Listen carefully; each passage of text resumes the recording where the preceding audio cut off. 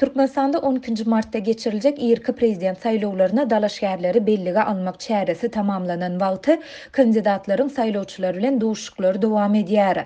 Adatlyk radiosynyň Türkmenistana habarçylary prezidentlige dalaş edýän Serdar Berdimuhammedowyň saýlawçylar bilen duşmak üçin sebitleri edýän saparlaryny hamana döwlet başlygyny gelýän ýaly taýýarlyk görülýändigini habar berýärler. 20 fevralda Aşgabatda saýlawlary we salat alşyklary geçirmek boýunça merkezi toparyň nowatdaky mejlisi geçirilip, onda dalaşýarlary hödürlemek hemde bellige almak çäresiniň tamamlanandygy yglan edildi. Türkmen Döwlet Habarlar Agentliginiň maglumatyna görä, Türkmenistanyň prezidenti wezipesine bellige alynan 7 dalaşýaryň üstüne 22 fevralda ýene 2 sanysy goşuldy.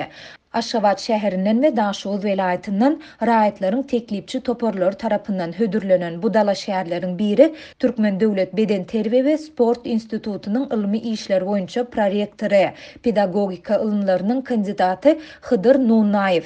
Beýlekisi Türkmenistanyň Demokratik Partiýasynyň Daşoğuz welaýatynyň Saparmurat Türkmenbaşy adynaky etrap komitetiniň başlygy Maksat Ödeşewdir. Saýlawlary we salat alşyklary geçirmek boýunça merkezi toparyň prezident saýlawlaryna dalaşýarlary bellige almak çäresi jemi 9 kandidat bilen tamamlanan wagty şu günler käbir dalaşýarlaryň saýlawçylar bilen duşuklary dowam edýär. Adatlyk radiosynyň Lewap welaýatynyň dolandyryş merkezi Türkmenabad şäherine habarçysy prezidentlige dalaş edýän häzirki döwlet başlygynyň ogly Serdar Berdimuhammedowyň saýlawçylar bilen duşmak üçin sebiti etjek saparyna depkinde taýýarlyk görülýändigini habar berdi.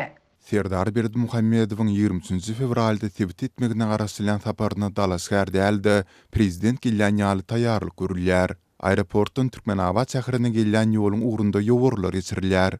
Bu ýogura 100 çemet adam atnaşyp, olar ýoluň ugrundaky ikil meýdanlaryny, soltandy hasıl otlary arasalaýarlar.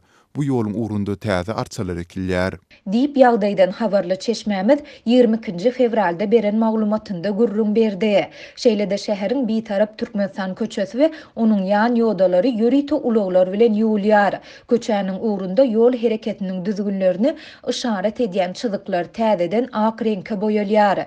21 fevraldan bäri köçe bölükleýin ýapyk bolmagynda galýar. Bu bolsa şäheriň beýleki köçelerinde ulag dyknyşyklaryny emele getirýär.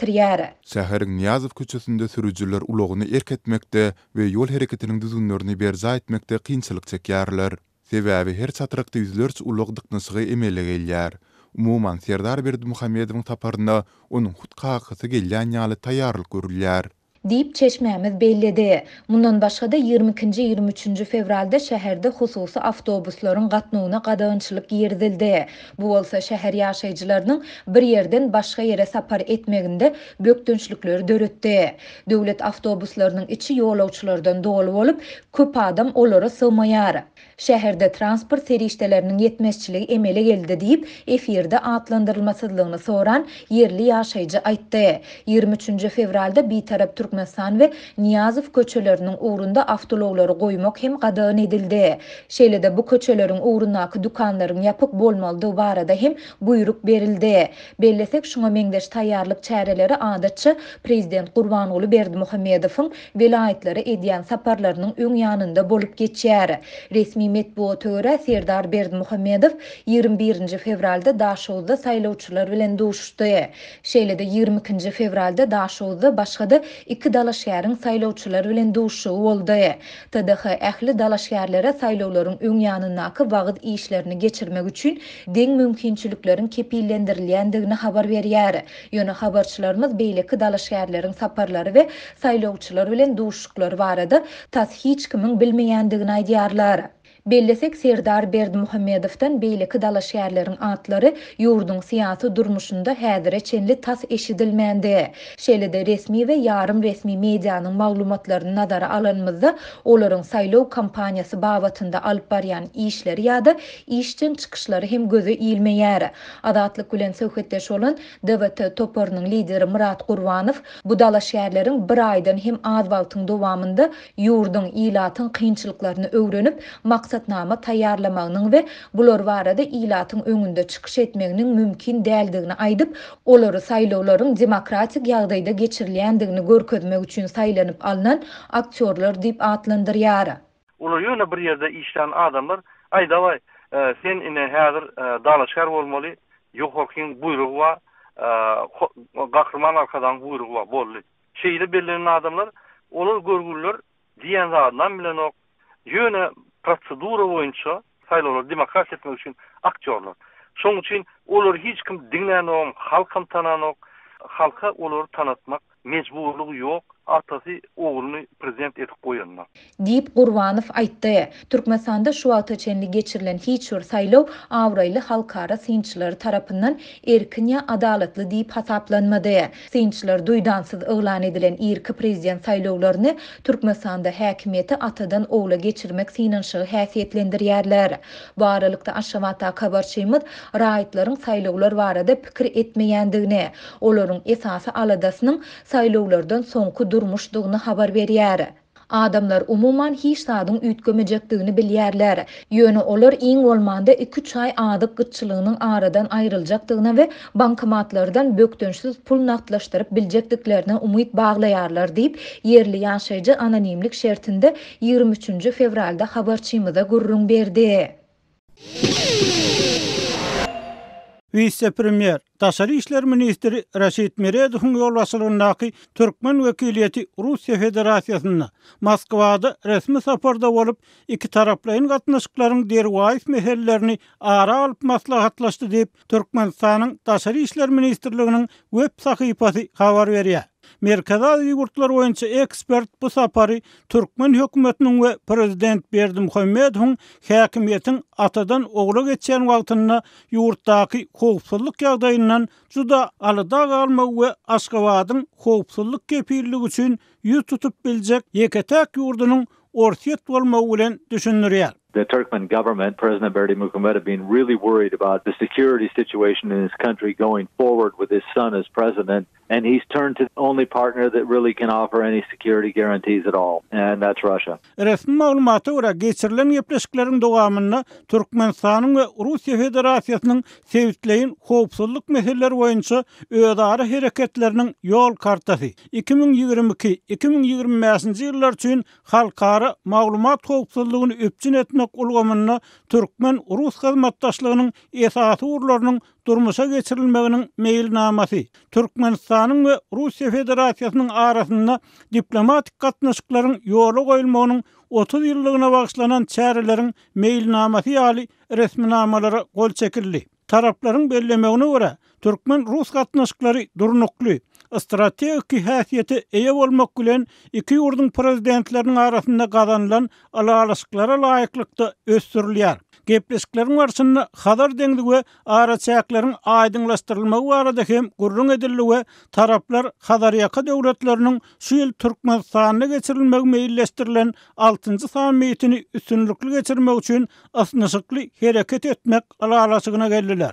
Türkmen wekiliýeti garaşly döwletleriň arkalaşygynyň ýerine ýetirji komitetiniň başlygynyň ornbasary Nematow bilen duşup Türkmenistanyň prezidentiniň nowatdan nasar saýlawlary bilen baglykda 12 martda geçiriljek bäsleşikde gydanyň missiýasynyň synçylarynyň işiniň guramaçylygynyň mümkinçilikleri barada hem jikmejik maslahat etdi diýip habarda anyklaşdyrylman habar berilýär. Türkmen ministriniň Rus resmiýetleri bilen duşugy Gazagystanda bolan wakalaryň ýysyry gün tertibine gelen irki prezident saýlawlarynyň öň ýanyna Ukrainanyň serhetine orsiýetiň goşun jemlemegi bilen dören dartgynlygyň arasynda geçirildi. Merkezi ýurtlar boýunça ekspert Bruce Panner'in pikirçe Türkmenistanda geçiriljek irki prezident saýlawlarynyň bir näçe hepde öňünden bolan duşukda Aşgabat bilen Moskwanyň arasynda sevtara howpsuzlyk meseleleri boýunça ýol kartasynyň alalaşylmagy ören gyzykly bolup görnýär.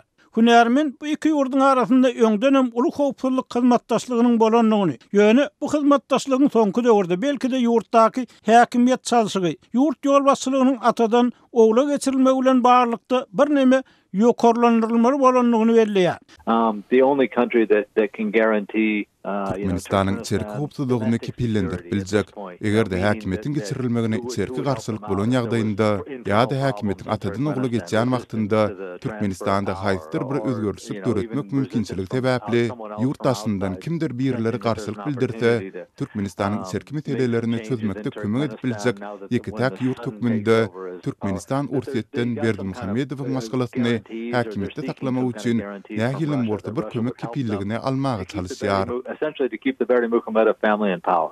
Diýip Panner aýtdy. Eýsem Türkmenistan içerki meselelerini çözmekde Moskwadan alan göni ýa gaýtaklaýyn kömegine derek näme bermeli bolar?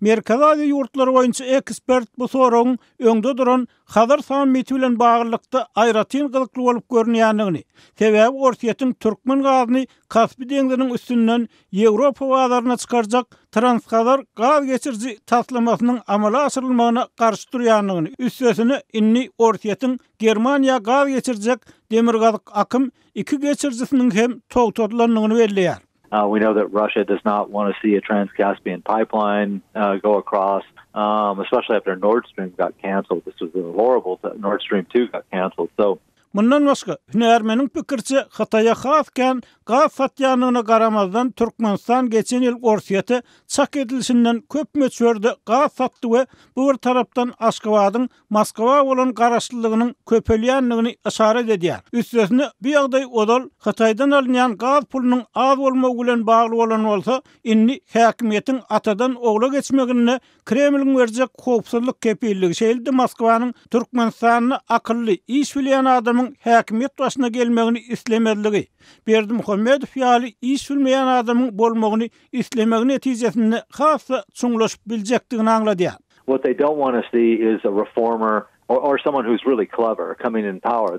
Russia's managed to use Turkmenistan the way they want to because Berdimuhamedov is an ineffective and not very competent leader. Pragada ýaşaýan türkmen ýazgysy Hudaýberdi Harly, Merkez Aziýa ýurtlary boýunça ekspert Bruce Panner'in pikirleri bilen alalaşýar. Şeýle dol Orsiýet soňky 2 asryň dowamyny tögerek taşyna howp salyp gelýär we özüni ýara güýji bilen ikrar etdirmäge çalışýar diýip pikir edýär. Rusiýanyň prezidenti Vladimir Putin mundan öňrek Gruziýada knyazlyk bolupdyr. Olary döwlet eden şu derejä ýetiren ruslar diýip aýtdy. 2 ýyl mundan öň. Ine öňü bolsa, Ukraina ýaly ägir uly döwlete öň Ukraina bolmandyr, ol Rusiýanyň topragy diýip aýtdy. Şoň bilen birlikde bize de Türkmenlere de mundan säl çygar öň Türkmeniň ýurdu bolmandyr. Türkmeni döwlet eden ruslar, Türkmeni hat sowat ýurdudan ruslar diýip aýdyp gelýärdiler. Açykdan açyk aýdyp gelýärdiler.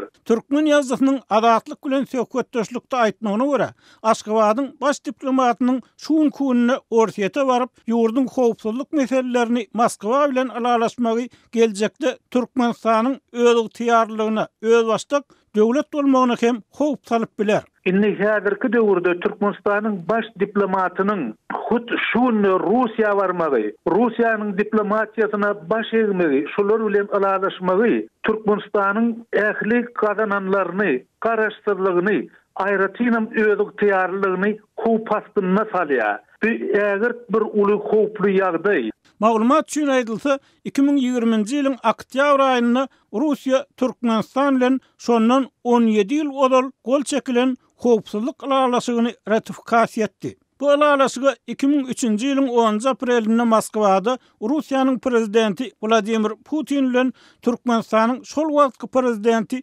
Saparmurat Niyazowyň arasynda iki ýurdun arasynda gatnaşyklaryň netijeligini ösdürmek maksady bilen gol çekilipdi.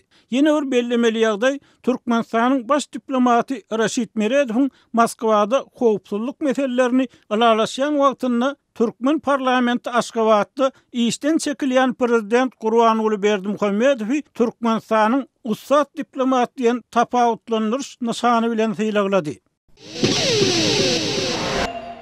Türkmenistanyň hökümeti halkara pul gadnasynyň Türkmenistan boýunça täze hasabatynyň çap edilmegine razyçylyk bermeýän mahaly düýbi New Yorkda we Londonda ýerleşen Fitch Rating agentligi Türkmenistana durnukly baha berdi. 18 fevralda Fitch Rating agentligi Türkmenistanyň yerli valyutasyna uzak möhlet üçin B+, gysga möhlet üçin B ratingini berdi. Halkara rating agentliginiň Türkmenistana berýän derejeleri ilatyň agyr durmuş ykdysady kynçylyklary başdan geçirip bankomatlaryň öňüne täze nowatlaryň emele gelýän wagtlaryna gabat gelýär. Fitch Rating agentligi Moody's we Standard & Poor's gullukları bilen bir hatarda halkara kard agentlikleriniň uly emele getirýär. Bu gulluklar ýurtlary we iri kompaniýalary karda ödmäge ukyplylyk ratingini berýär. Fitch özüniň Türkmenistanyň ykdysadyetiniň durnuklygy boýunça öňe sürýän çaklamalaryny ýurtda mart aýyna geçirilejek saýlawlardan soňra hem makro ykdysady syýasatyň bir meňdeş saklanyp galmagy galy berse de energiýanyň global bahalarynyň ýokary derejelerde saklanyp galmagyna garaşylmagy bilen düşündirýär. Hasabaty görä Türkmenistanyň mali ykdysady urlaryna berilýän beýleki bahalara ýurt dolandyrylşyna bütün dünýä bank tarapyndan berilýän pesbaha bir ur boýunça eksport bazaryna garaşlylyk, kyn biznes gurşawy ýaly faktorlar täsir edýär. Fitch Rating agentligi Türkmenistan boýunça täze derejeleri çap edýän wagtyna Türkmenistanyň hökümeti halkara pul gadnasynyň sentýabrda türkmen resmiýetleri bilen geçiren geňeşmeleriniň netijeleriniň